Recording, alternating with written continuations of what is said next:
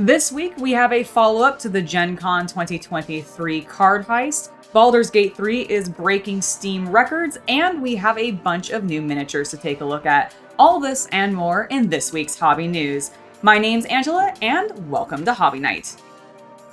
If you thought the story last week of two guys walking into GenCon, grabbing a pallet jack, and a pallet's worth of what turns out to be a ton of Magic the Gathering cards, and then walking unobstructed out of GenCon with all that product was wild, well, the next thing that I'm about to tell you is going to make this story even more wild. It at least has blown my mind, because the two gentlemen who supposedly did the theft of the Magic the Gathering cards at GenCon 2023 have been identified. Turns out they are Thomas J. Dunbar and Andrew Pearson Geuman. I think I'm pronouncing that correctly, but I may not be. I do apologize.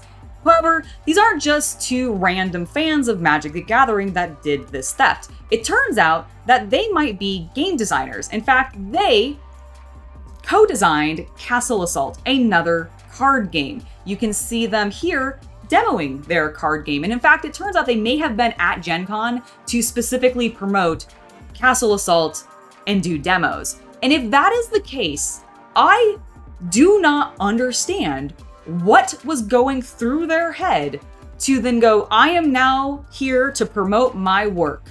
I want to be in this industry. I want to make card games and sell them to people. So what am I going to do? The first thing that I do when I get there, I'm going to steal a bunch of Magic the Gathering cards. I don't get it. That's going to, like, if you get caught, which you now have, even though they have not been detained, they have been identified. And if this ends up being true, and they did in fact steal these cards, there is no way anyone in the industry is ever going to want to work with these two clowns again. Because they went to a board game convention for work and then stole other people's work. Like, that's mind-blowing. Why would you do that? That seems just like career suicide, and I genuinely do not understand what these two guys possibly could have been thinking.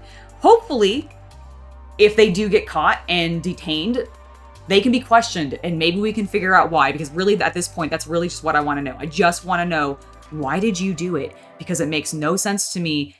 Like I said, I think it's career suicide. Maybe somebody in the comments can bring to light possibly what was going through their head and what they thought they might be getting away with by doing this. Let's discuss it in the comments. Hey guys, I just wanted to jump into the video real quick to remind you to subscribe and hit that bell icon for notifications so that you never miss any of the hobby content that we make here on the channel. I think Larian Studios has a mega hit on their hands. Baldur's Gate 3 is breaking records on Steam and has already made its way into the top 10 most consecutively played games on Steam. It's at number 9, which is mind-blowing, with 875,000 consecutive players at once, which happened like yesterday, which is insane. Or I guess 2 days ago from when I'm recording this, or when this launches. But that is still mind-blowing, and I actually only think that number is going to continue to grow, and I'm so excited for Larian Studios for that, because Baldur's Gate 3 has genuinely been an absolutely amazing experience so far, and I feel like I have barely scratched the surface of the game.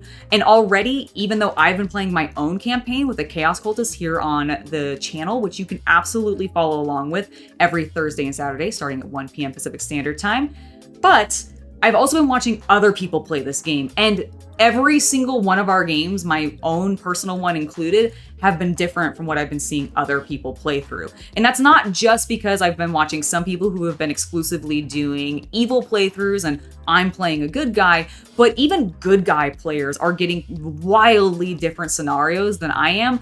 And that is really exciting, because that means I can play this game many times over, which is just perfect. Like, I love replayability in games, but it also just means that there's so much to explore in this game. It's so hugely massive that I think there's going to be a lot of things for everyone in this game, which is why I would highly encourage you, if you haven't already picked up Baldur's Gate 3 on Steam, or perhaps maybe you're waiting for the Xbox or PlayStation versions to come out, in which case that's absolutely fine. Continue to wait for those. But if you want to get it on PC and you haven't already, please just do so, because it's such a good game and I'd highly encourage you to play it. Speaking of CRPGs, I now want to talk about a new trailer coming to us from Owlcat Games for the upcoming title Warhammer 40k Rogue Trader. This is a narrative sort of gameplay trailer, and I'm really intrigued to see what they're offering, so let's take a look.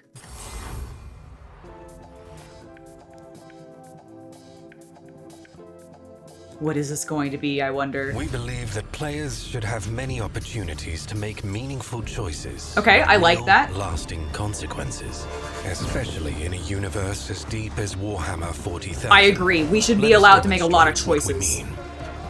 While exploring the sprawling mass of Footfall, you may stumble across the funeral of someone important. Okay, all right. How you introduce yourself? Depending on your answer, the whole quest changes dramatically. Fascinating. How so, I wonder? If you choose to introduce yourself with your dynasty name, then be ready to unravel the mystery of the departed's real identity. Ooh, I do love a good murder mystery. The secret of his inheritance. Be the investigator, the judge, and if you desire, the executioner? Yes. Hand, there is an option to pretend to be one of the guests and join in the fight for the dead man's wealth. If you choose this, get ready for a wild ride. Assassination attempts, vicious traps. I like the sounds of that. Fighting for your dear life every step of the way. But this struggle has its rewards, as it unlocks the unique option of claiming the inheritance for yourself. That's it for today. Later, we will showcase more possibilities for players. I'm looking forward to what we also see. Grand consequences of your decisions in the main story. Stay tuned. All right. Well, that has me incredibly excited for Rogue Trader. Now, Rogue Trader is, I think, something that is going to end up being heavily compared to Baldur's Gate 3, which I think is both going to be a potentially very good thing for the game, as well as potentially a negative thing for the game. But they are meant to be very different games. However, I do like that both give players plenty of choice and opportunity. As I was describing in the previous segment about Baldur's Gate 3 and how I really do like how the game seems to be very different for everybody who's playing it, I'm really hoping that Rogue Trader from Owlcat Games is going to end up being very similar to that. There's a lot of dialogue options in this, and while I don't think all of it is voice acted in the same way that Baldur's Gate 3 is, I do expect there to be a lot of choices and for them to actually have an impact on what we end up doing in the game. And I already like how very different these initial two choices that they're showing us are going to be. One gives you the option to investigate things and actually be like, you know, more of an inquisitor style rogue trader who's trying to bring justice to the world and all of that, or at least solve a murder mystery. Whereas the other one seems to be more going into full combat, which I also just want to call out as a very nice touch, because to me, one of those says that it's going to be a little bit more RP related. You're probably going to be doing a lot more talking, and that's going to be on the investigator side.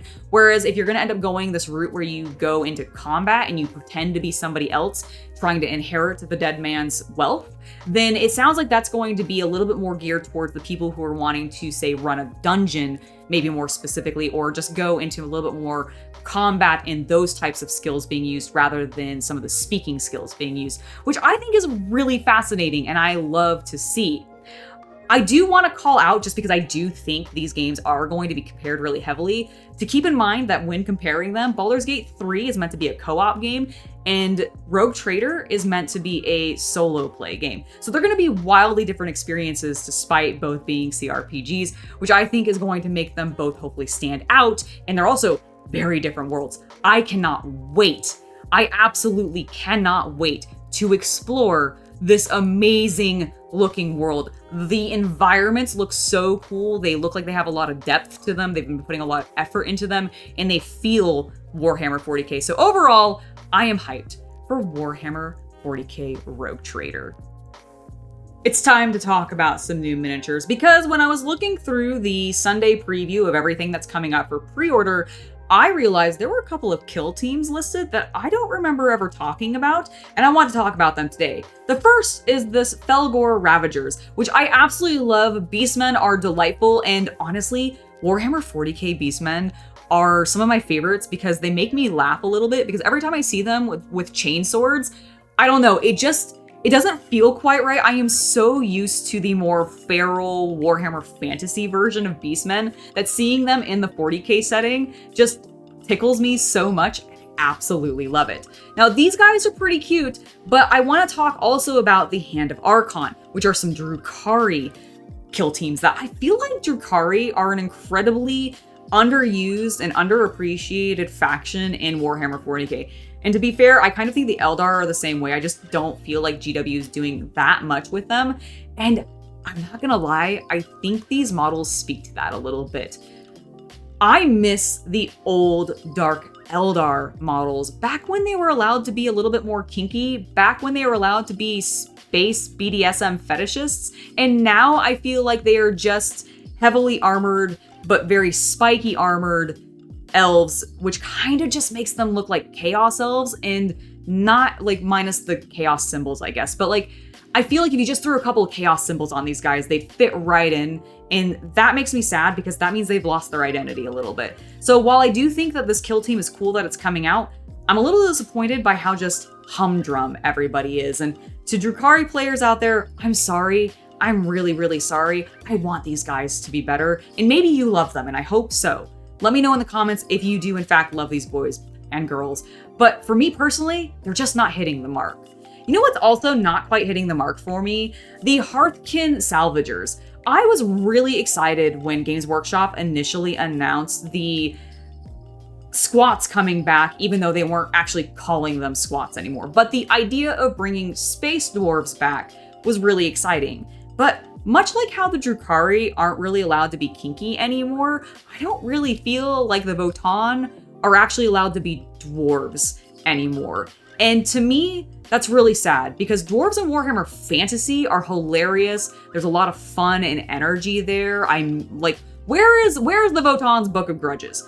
Why don't they have some kind of like record of grudges? It doesn't even have to be a physical book because I get it, like sci-fi, so it can be a computer, but like, where is that? I want something like that to exist to give them a flavor of comedy or something else to make them a bit more interesting, because for me personally right now, they're just short space marines, and that doesn't really do it for me. Now, the thing that does do it for me of all of these teams is specifically the inquisitorial agents. Now, I think these guys are really cool, and we're actually only seeing half of the options in this picture. If we go to this link here, we can actually see the rest of them, and all of these are very cool, and some of them we have talked about before, because I remember seeing the Enlightener. I absolutely love this guy. He looks rad. There's a whole slew of really amazing looking inquisitorial agents from Killteam, and the thing that makes me most excited about these characters in particular is just that you don't really see inquisitorial agents represented that often in the game, like specifically in plastic. Obviously, they exist in the lore, they exist in the books, we may see them in the comics or even sometimes the animation, but generally we don't see them just in miniatures on the game boards very often. So the fact that we're getting a kill team faction that is just entirely inquisitorial agents, I absolutely love it. You know what else I love? This big, thick boy.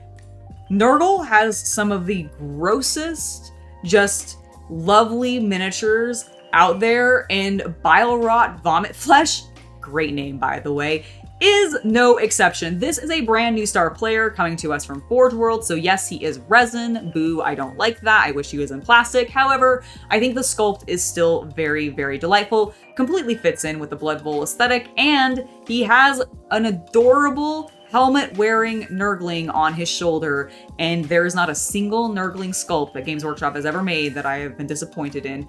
This little guy is no exception. I want this sculpt just for that little Nurgling.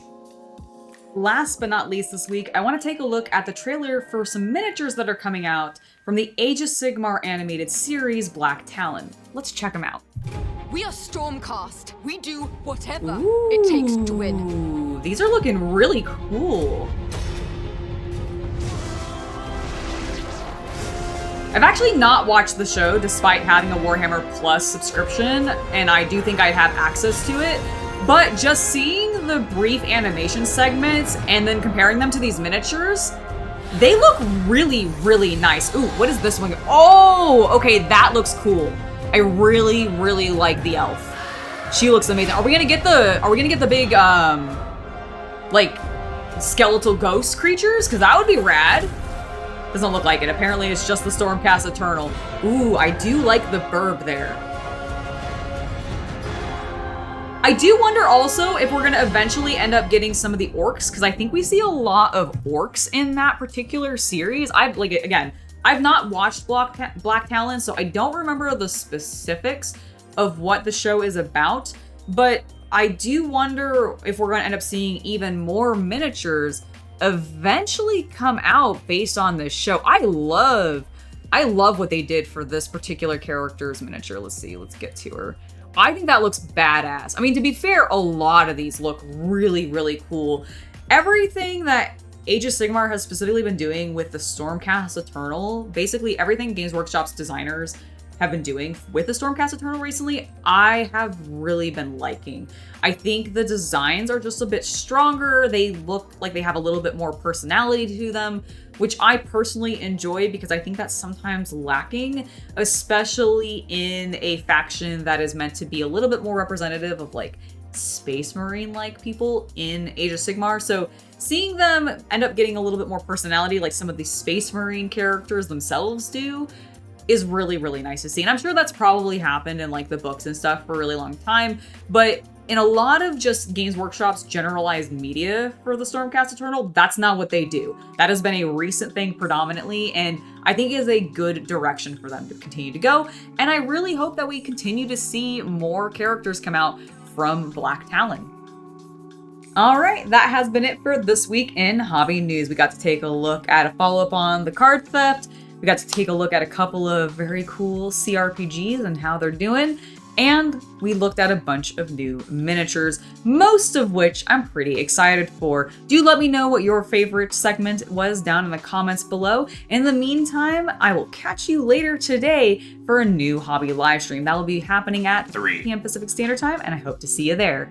Before I head out, I do want to give one final thank you to my patrons for making it so content like this can continue to happen. Without your guys' support, we would not be doing this, so thank you very much. And if you'd ever like to join them, I've left a link to my Patreon down in the video description below.